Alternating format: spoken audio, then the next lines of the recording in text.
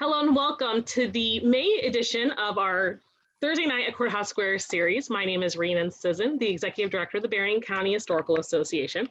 And we're excited to have you guys come help us celebrate the story and history of the Blossomtime Festival Pageant.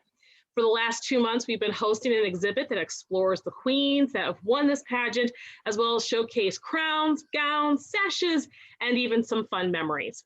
We're pretty excited to have our president of the Blossomtime Festival Pageant, Anna, join us tonight. She's going to go through and talk about the actual pageant, give us some cool, fun facts about it, and let us know when the next one will start up. Normally they'd be this time of year, which is why we hosted the exhibit this time of year. But obviously there's talks of it being a little bit later this year, but at least we're celebrating the spirit of the Blossomtime pageant.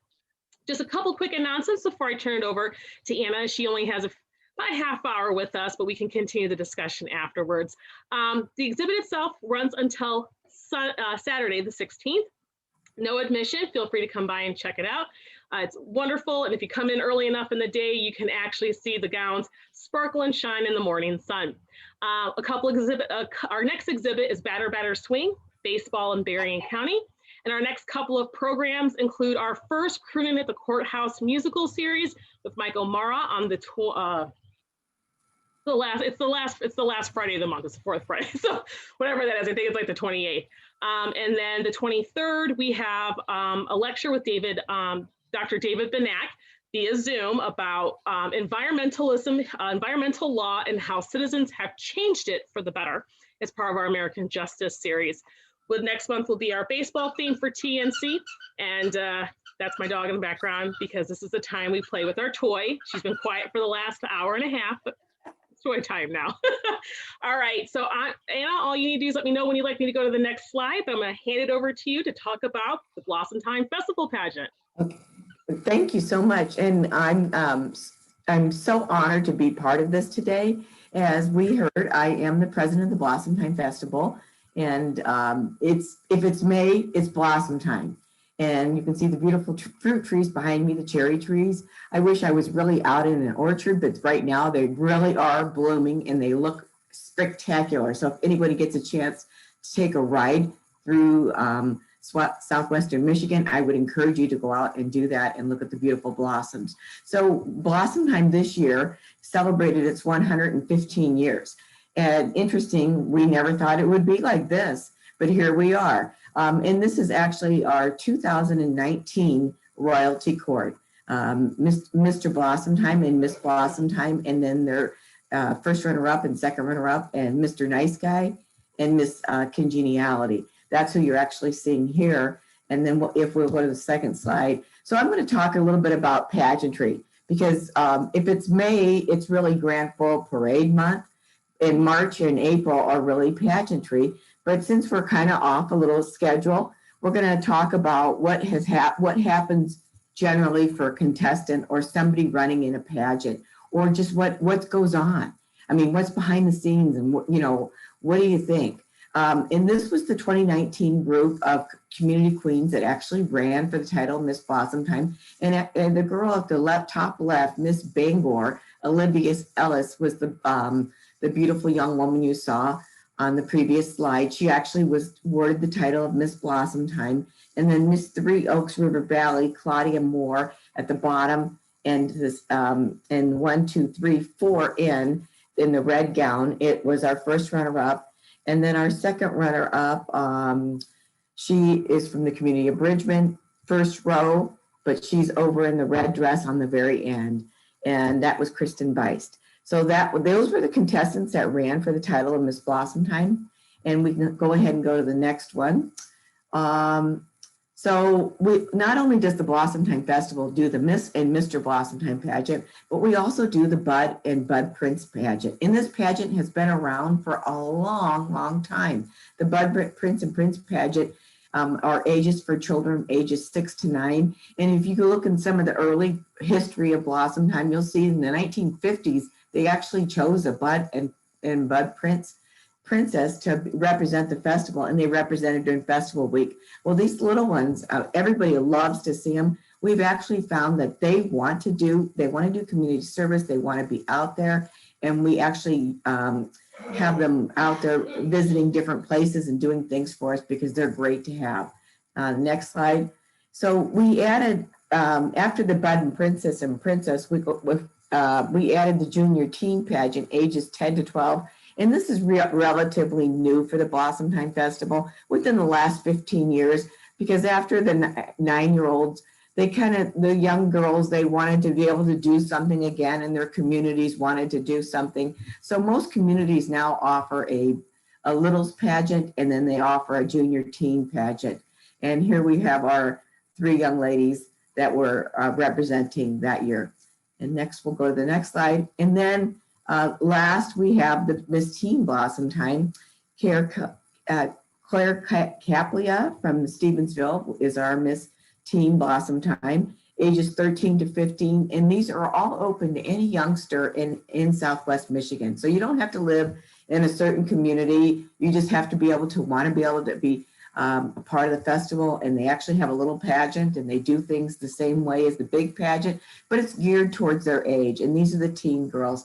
And so we were happy to be able to have them. We actually stop at age 15, because then the next slide we're going to talk about our Princess program.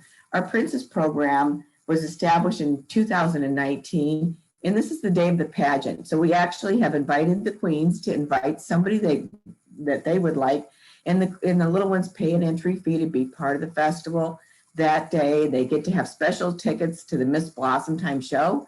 They get to have a tea party with the queens, and they get to be introduced on stage. So all the money that we raise for this particular program goes into our scholarship program and helps benefit these kids for scholarships. Blossomtime is a 501c3. We are a nonprofit, and we rely on people donating to us, and we rely on our business sponsors. But that's how we, in order to keep our scholarships, we also ask for this particular program to help us out with it. So the next slide we'll go to is the Mr. Blossomtime pageant and showcase of queens. So the Miss and Mr. pageant is a 2-night event. It involves 21 communities. And we have found that the Mr. Blossomtime pageant was started in 1997 and is very popular. We as a festival decided to start that pageant just as a fundraiser, as a fluke, because we were facing some really hard times at that time. And we honestly needed to be able to fundraise a little bit. So we asked the communities if they wanted to bring a gentleman from their community to go ahead and represent their community and compete for the title of Mr. Blossomtime. Well, lo and behold, this year we will be crowning our 25th Mr. Blossomtime, and it's been an incredible journey. The gentlemen, when they were first chosen, they were chosen and they got to go to a dinner or two. But now the Mr. Blossomtime gentlemen have all the same abilities that Miss Blossomtime in the communities queens have. They get to go to different places. They get to represent the festival. We're so pleased with these young gentlemen we have, because they've done a remarkable job for us. And it's nice to opportunity for so many people, not only to meet the wonderful queens we have, but to see there's so many young, wonderful men out there too. Next slide. So the next slide is back to the princesses. When we introduce them on stage, we take the time to introduce each young princess with her community queen, and they have that moment out there on that stage. So they've been to the party all day long, and then now they're back on that stage and they're with their community queen. And this is a really special moment for these young people, because a lot of times this is their very, very first time, because these are not community representatives. These are little girls from their hometown. This is the first time they have been on a stage, and it's truly wonderful to see the bond that the Miss girls have with the Princess girls. And it's truly wonderful to see these young ones up on stage, because if anybody's ever been on the stage, it can be a little scary, if you're not used to being on a stage. So this is pretty remarkable, because these young ones are, 5, 6 years old. Next slide, please. So that back to the Mr. Blossomtime pageant here. Here we have Sincere Taylor from Coloma, and we have Cody, who's from Edwardsburg, and we have Jacob from New Buffalo. And that we always pick 4 gentlemen for the title of Mr. Blossomtime. Sincere Taylor, our king in the middle there, was crowned not only the king, but he was also crowned Mr. Nice Guy. And so Mr. Nice Guy is like Miss Congeniality. He was chosen by his peers. And that's a rare honor for someone to be chosen as the king or queen, and then have their peers also choose him as a Mr. He's a spectacular young man. And once you get to know him, you can see easily why his peers have chosen him. So they are the Sunday night show at the Mendel Center, and the Showcase of Queens follows. And the Showcase of Queens, it's a little different judging than the Monday night judging, but we'll get into that a tiny bit. Okay, next. The Mr. Blossomtimes, they have to do a modeling segment, and really this is probably the crowd's favorite. They love it. Here in the top left corner, they're in an opening number, getting ready to go out. But you can see that the modeling segment is each year there's been a theme given, and this year's theme on this one I think was just kind of open. They could do anything, and the boys come out there and they model, and they really get the crowd going. And then of course the judges will pick the 3 candidates who've done the best. And there's no first or second or third; they're equal prizes. But it's just so entertaining to watch these guys, and they have such a great time with it. Next.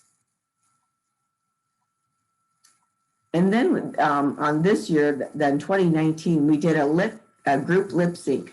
And so the communities were given names of other community members, and they were drawn out of a hat. And this was who their group lip sync was. So, maybe Miss St. Joe, maybe she was with Miss Bangor, and maybe she was with Miss Bloomingdale. They were pretty well mixed around, drawing them out. And then they had to come up with songs were given to them, and they had to come up to a dance with it, and they had to come up to the lip sync with it, and then they were judged. The top one over here, that they're in the uniforms, the jail uniforms, they actually did Jailhouse Rock to that one, and that's why they're looking like that. But they, that's so entertaining. And once again, awards are given to the young people for these, I'm a firm believer that anytime that you can help young people get out on the stage, and you can help them, get some speaking ability, you're only going to enhance their abilities for later in the future. And so for a lot of the young people that are competing in the Miss or Mr. pageant, I'd say 90% of the young women have never, ever competed in a pageant before. Now, they haven't done their littles, or they haven't done anything, and pretty much all the gentlemen, except maybe a community pageant, if their community has one, have ever competed. Next. So opening number, Showcase of Queens, and that's what the Mr. Blossomtime night is called. This is what the girls' costumes were, and we try to put on a stagey, show. The public is always welcomed, and tickets are available. If you haven't been to a Miss or Mr. show lately, I'd say come. It's not your same old pageant that used to be, maybe in the early years. It's a little different than it was. So the Blossomtime pageant, the festival actually started in 1906, but our first Miss Blossomtime was chosen in 1924, and her name was Catherine Burrell. So if we'll skip over to the next slide. Back to the opening number, just some of the costumes of the young people, and we'll skip over that one too. You can see they look sharp.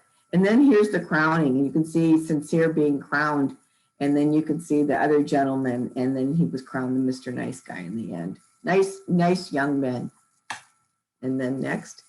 And then you can see they're given their awards. That these 3 guys, in no particular order, all won the award for their modeling outfits. And you can see they pretty much do a little entertainment on that stage. It's kind of hard sometimes to get them off the stage, and we try to say, hey, you gotta move along, because they like that. Next.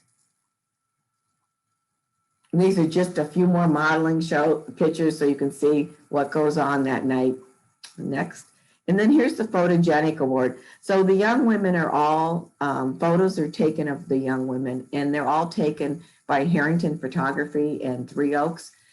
He's been our local Blossomtime photographer for many years. And this practice has been in a place probably for the last 25 years, where the girls a headshot is taken, and they're all taken in a black leotard, and they all have the same background. And the judges are actually choosing this photo before they meet the young women. Now, the photos you're seeing are in color, but the ones the judges actually choose are a black and white photo. So the judges have no idea from what community she's from, or if who she is, or anything about her. All they're doing is judging the photo on the photogenic value of it. And there's a whole description of things that judges have to look for, and how they, we bring in a model and we talk about, when you talk about photogenic, what does that mean? And then you'll see the three women, these three were chosen, and then here they are in real life on the other side, the left-hand side to you. Next.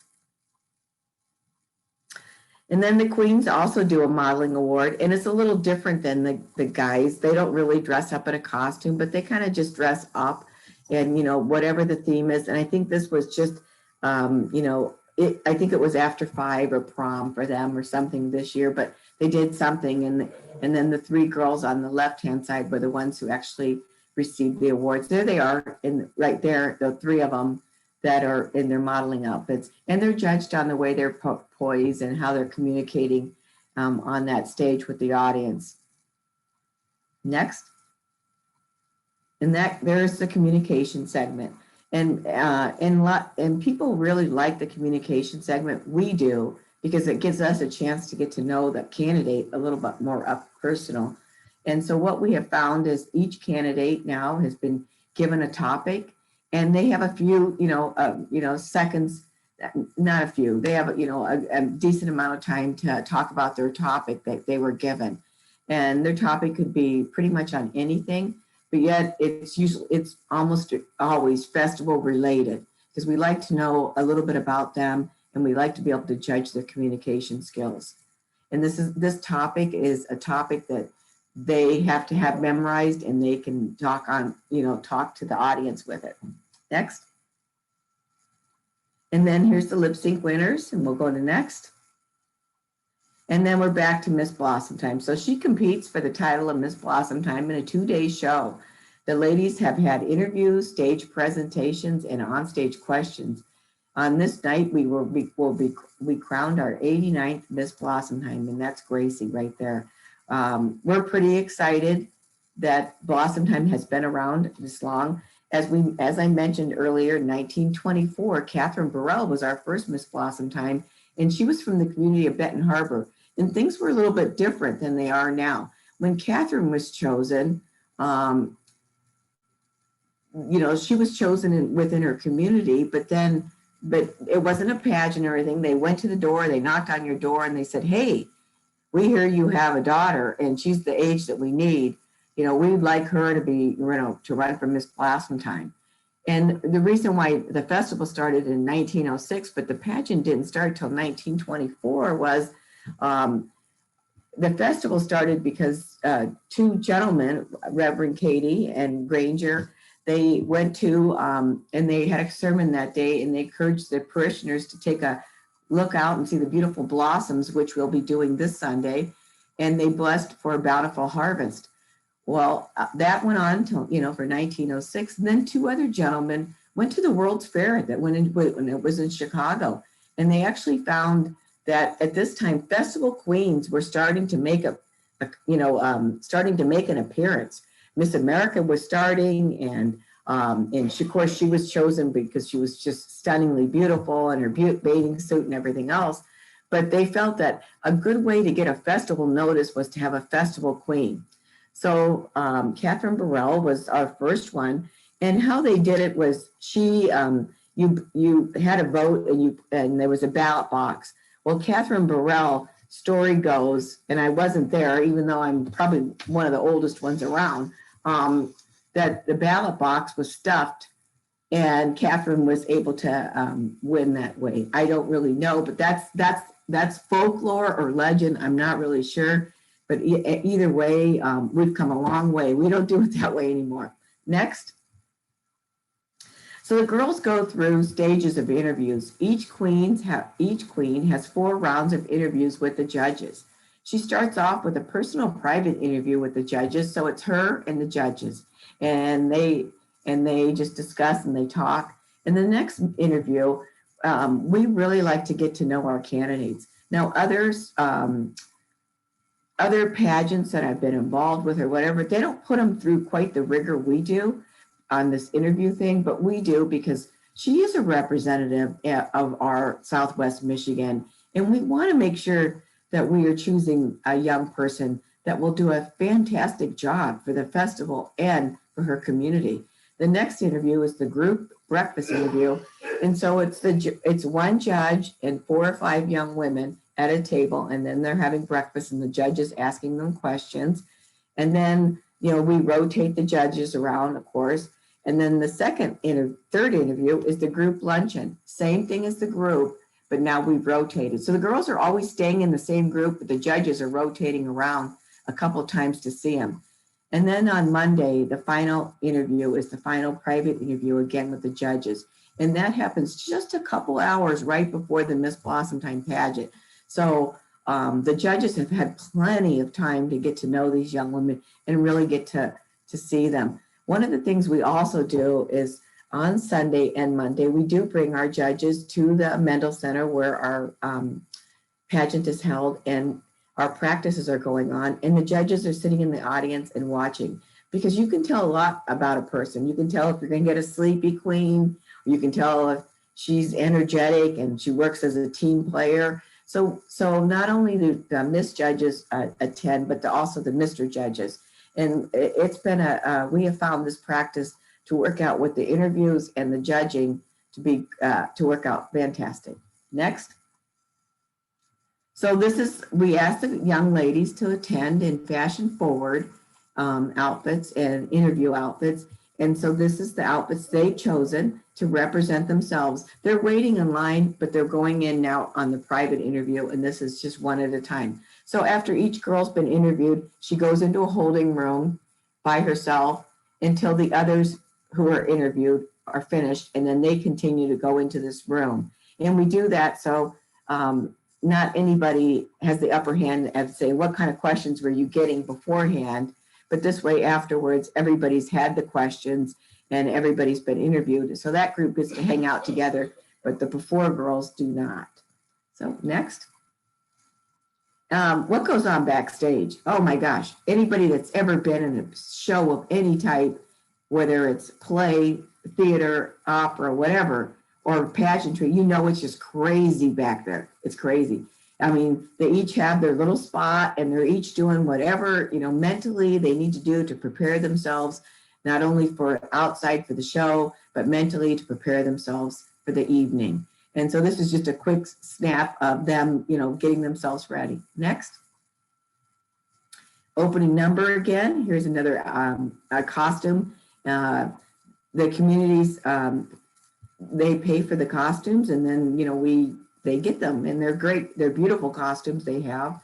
And each year we're so excited to be able to have these young girls showcased. We have a wonderful choreographer, Sydney Cullens from, I'm sorry, it slipped my mind where the dance studio she's from, but she's local and she's wonderful and she's done a great job with them. Next. Then the formal presentation. Finally, everybody loves this part. This is where the gowns come out and you get to see the young women. So they're now being judged, and we always tell judges, don't judge the gown.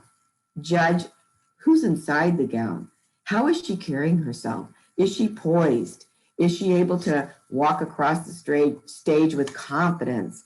I mean, because you've seen all the other elements. You've seen the lip sync. You've seen the communication segment. You've seen the interview. This is just the small, the part at the very end that it's just beautiful. And every young woman out there, we want them to feel like $1 million out there and showcase themselves to the best of ability.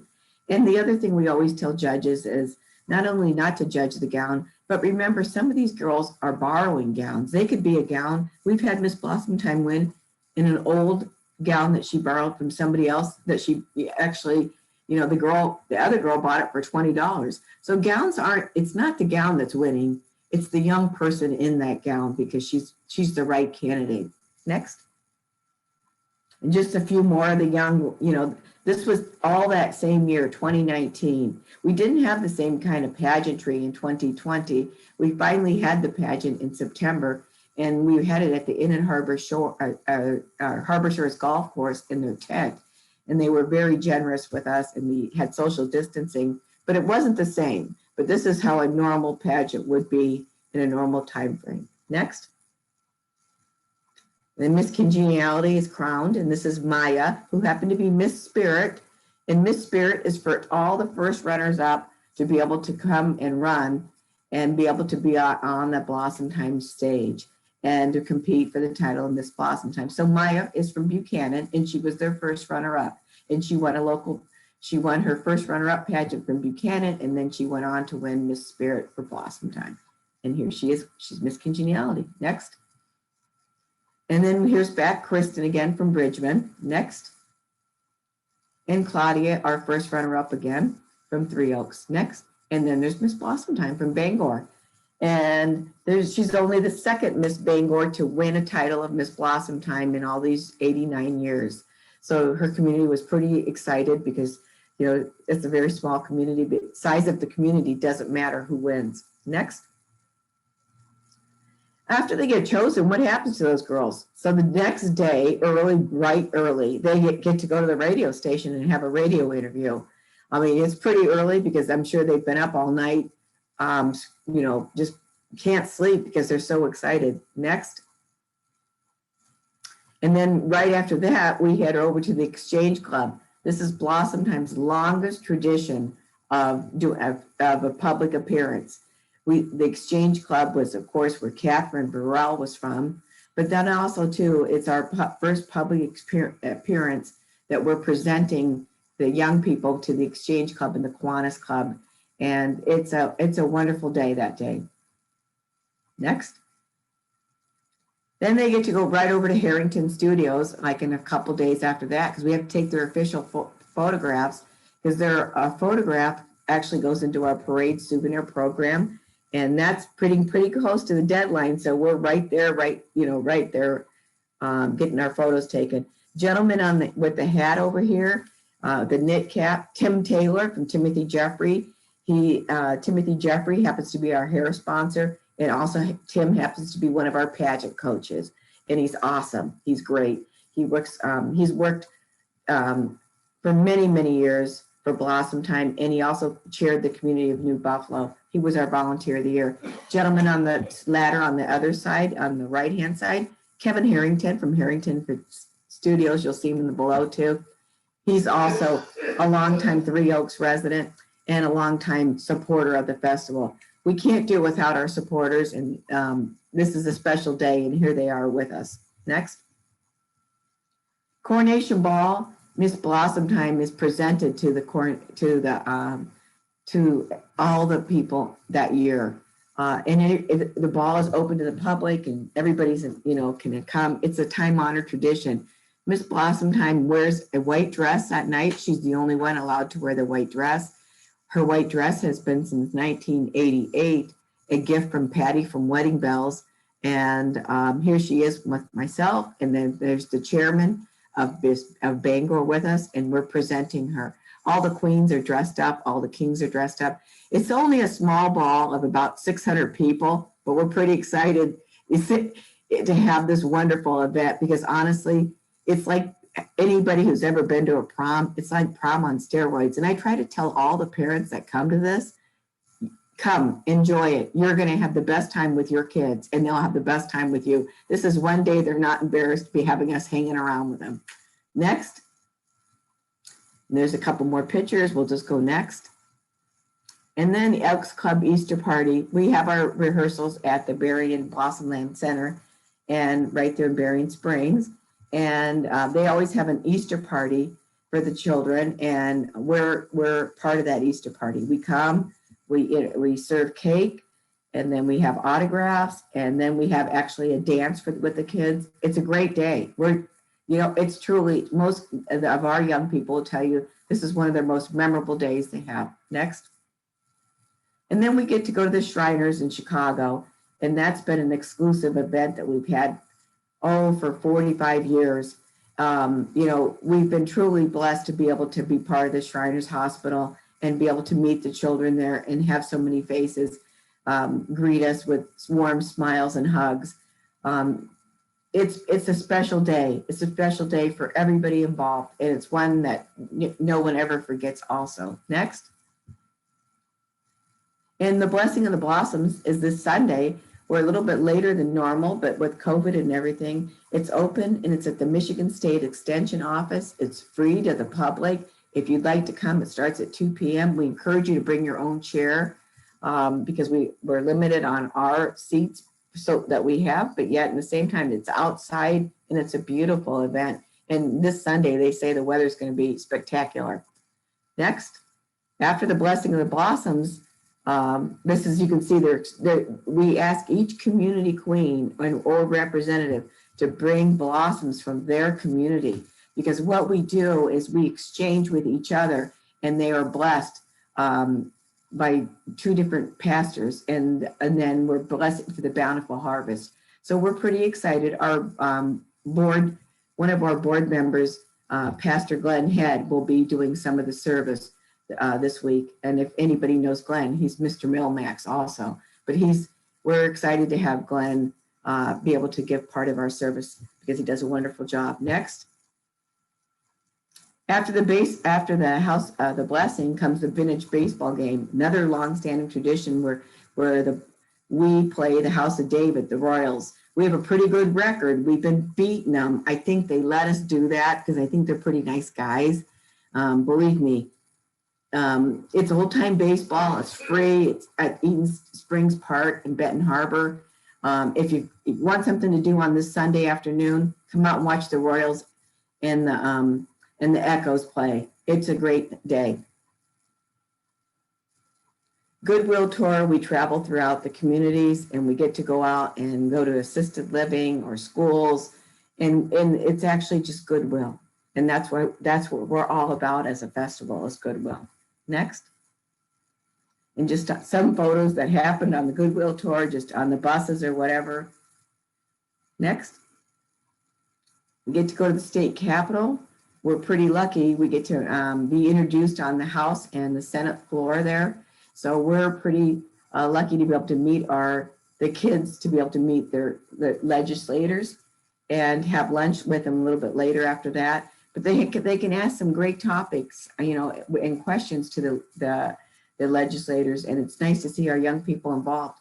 What we've also seen is a lot of them later on end up going in and being their interns. They like that. They like to get into the public realm, and it's wonderful.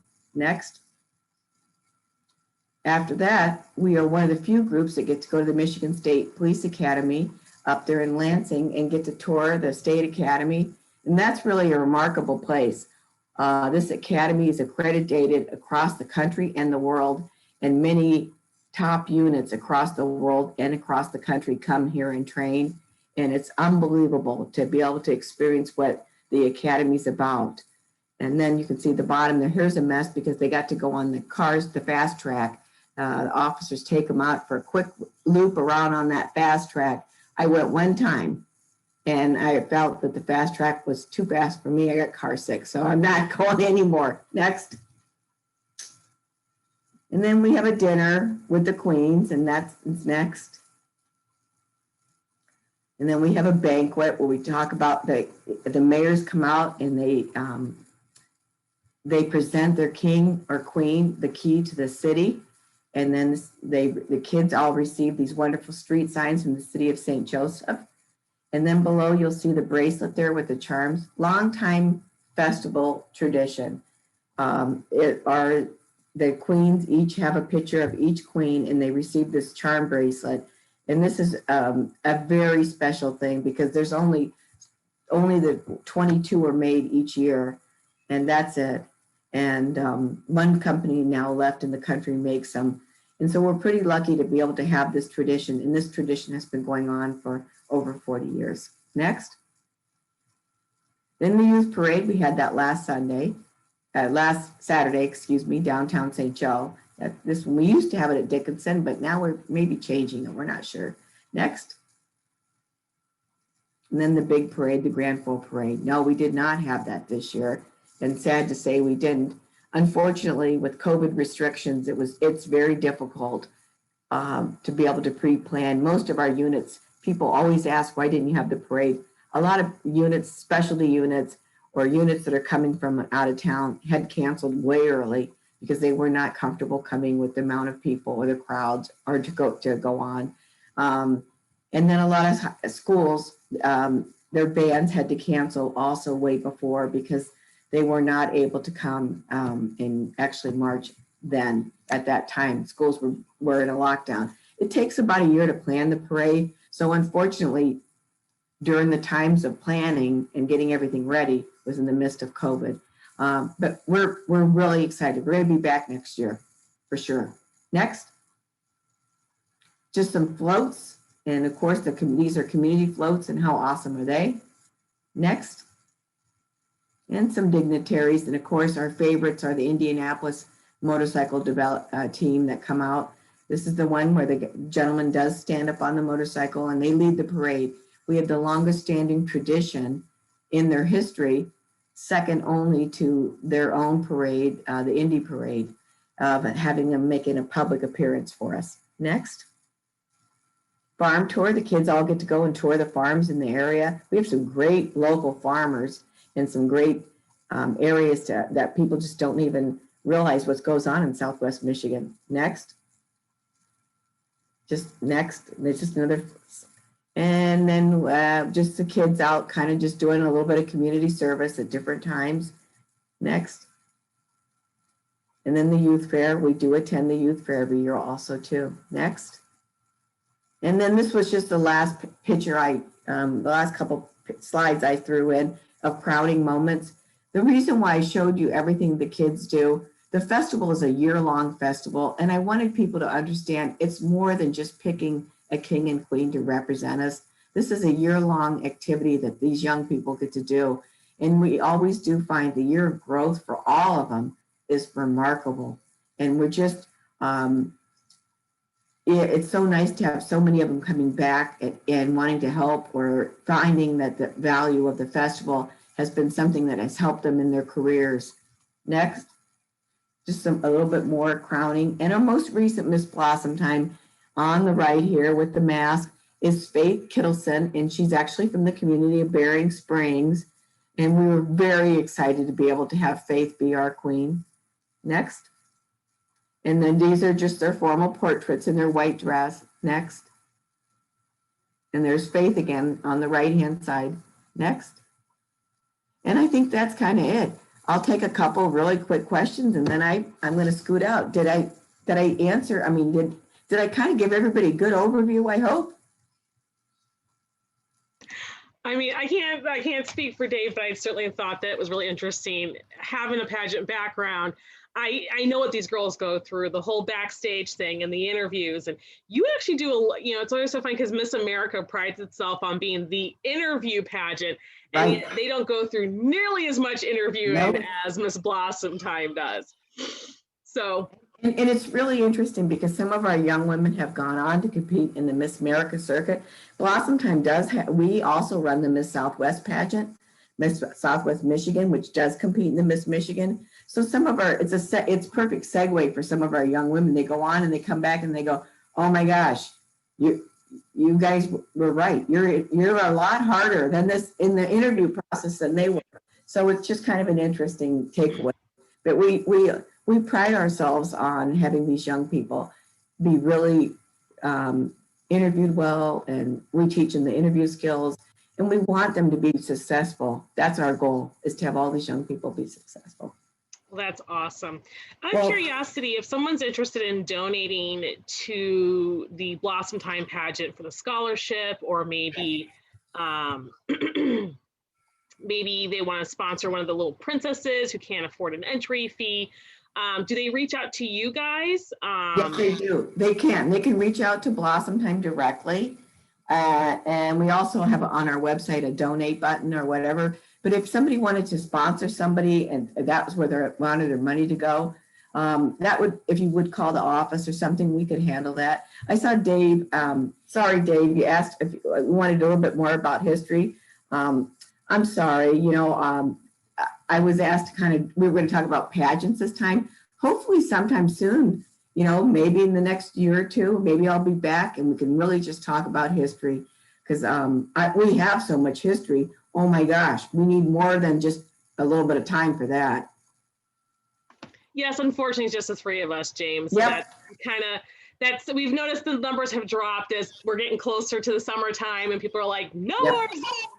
This is being recorded and it will go online in a few weeks, sometime in the next couple of weeks. I got to sit down and do some editing, of course, and they'll go on our YouTube page. And if you've missed or you are going to miss the pageant exhibit, which we hope you don't, we will put that online. Our goal is to create more online exhibits and transfer the existing exhibits into an online format that's a little bit more interactive for folks. That may include things like stuff like this or images. We had someone, a very wonderful individual, send us like 12 seconds of one of the queens in like one of the 1950s pageants. So certainly this is probably, and a lot of the talks this year have been a little less history, a little bit more about the organizations and their impacts on the community. And that's perfectly fine because that's important too. They've been here a long, long time, 115 years, your 89th queen being crowned. You're gonna hit that 100 anniversary here in a few years. So pretty soon.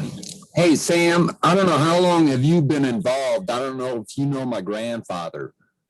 I think Who's your James grandfather? Barriclough. Who's your grandfather? I do not. I've been involved for 30 years. Okay, because my grandfather passed away in 1995. And he was involved, both of my grandparents were involved with Blossomtime from sometime in the 60s up until the mid 80s. And he was president, I don't know what year, I'd have to go back and look. I've got. What's his last name, Dave? Is it the same as yours? He was a past president.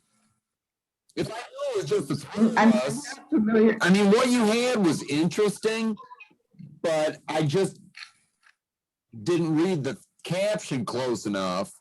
So I thought it was going to be more on that, I am a genealogist and a historian, so I was thinking there was going to be more on, past stuff, not just like 2019. Mhm. And, a lot of what Right. we're talking about has been going on for 40, 50 years. Correct? Because I can remember back in the 80s when I was in high school, I was at high school and my grandparents were involved with the Queen's Tour and they were at St. Joe High School. Right. Because they've been involved in all different aspects. Both of my grandparents are gone now, but I think a long-term project, a collaboration between the BCHA and Blossomtime to get that history and record it would be a really neat thing. A lot of the older queens have passed on. They're dying every year. And so not just images and whatever, it's also physical artifacts. We had the bracelet that you were talking about, Anna. We had one of the city queens from, I believe, the mid-60s, and she gave us her charm bracelet. Now, back in the 60s, they were actual charms. Each girl brought a charm representing their community. Correct. They received it on the Goodwill tour, and if you went to example Bangor, you received a charm with an apple on it because they were famous for apples there. So each charm represented her community, and her community chose that. Well, I do have to go, but I do apologize for that, Dave, and hopefully we can get no problem. Talk a little more history, and I really appreciate Berrien County Historical Society Association. I'd love to be able to come down and see the gowns at some point in the next day or two, but thank you so much, and it's been a real pleasure. And honestly, just keep supporting the Blossomtime Festival. We need people like yourself, Dave, and others. Thank you. And I've got some of my grandfather's photos from pictures with him on people that were in the parade back then. We'd love to have any of that history if you haven't. I mean, They had convertibles and they always had their cars in the parade, because I can remember it just so happened where we were standing watching the parade. You remember Grandpa Walton?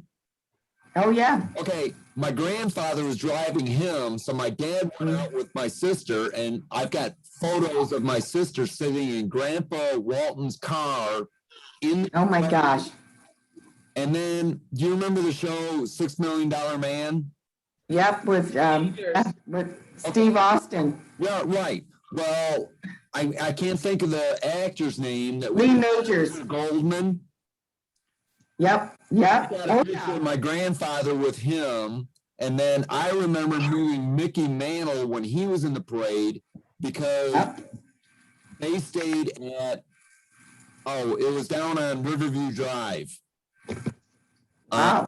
Captain's table, probably, huh? Well, the hotel tied in with the captain's table. Right. All the queens were staying. My sister got pictures with all the queens. And that's where I met Mickey Mantle, because after the parade, my grandpa had to take him to the airport. Wow. Well, I'm going to sign off for now, but I do appreciate everything. I mean, unfortunately, I'm running off to an event that I promised. So thank you so much, and talk to you soon, all of you. Bye-bye. Awesome. Thank you, Anna.